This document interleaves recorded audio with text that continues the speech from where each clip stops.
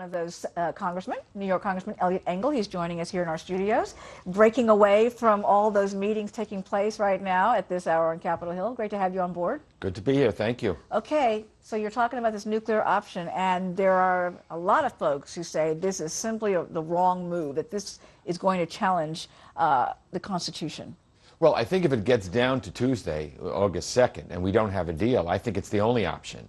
I'm not saying it's an option that should have been done a month ago, but I think it's certainly better than default. And I would urge the President to invoke the 14th Amendment, which simply says the public debt shall not be questioned. There are many legal scholars, including former President Clinton, who says that this is a viable option and we should at least test it out in the courts. I mean, I think we need to do everything possible to avoid a default. Do you know what kind of uproar that would send on both sides of the aisle and also with the public? Because the public is so frustrated right now that the job that they are looking to have done is simply not getting anywhere.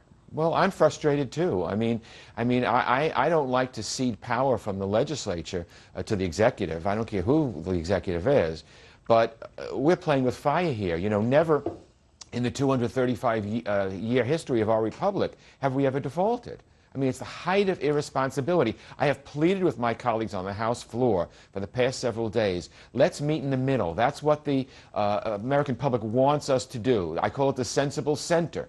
Stop playing the politics. Today, on the House floor, we're going to vote on Harry Reid's bill, which he abandoned. It's and they're voting on a mirror image of that bill, and it makes no sense as to why even go through the motions to waste time like that when you have this deadline looming. Right. We could have done this a month or two ago to play political games, but now it's irresponsible to do it. I think Mr. Boehner is doing the wrong thing by putting this on the floor.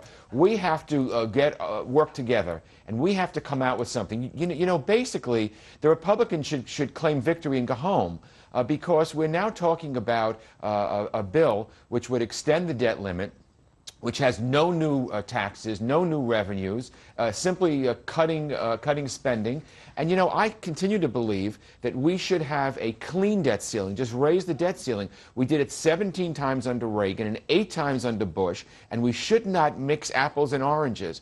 I think everybody understands we've got to cut spending, but in order to be fair, we've got to let those pay a little bit more that can afford to do it and close corporate loopholes and cut spending. I hear you, but really quickly, 2 seconds, I mean, just literally seconds to go, but you're talking about the president possibly pulling out this nuclear option, but there are a lot of people who are saying, the president, where is his plan in the first place? Before you even go that direction, put your own plan out there. Well, why is he not doing that? Well, the Constitution says the plan has to start with the House.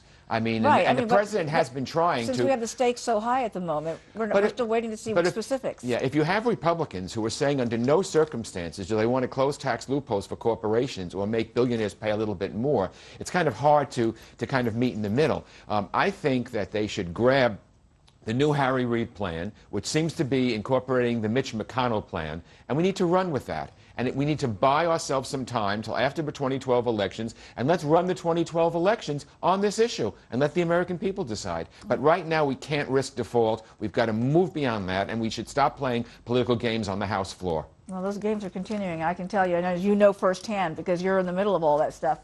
We wish you all the best. Keep us posted. Will do. Thank you very much. Thank Appreciate you you being here today. Thank you.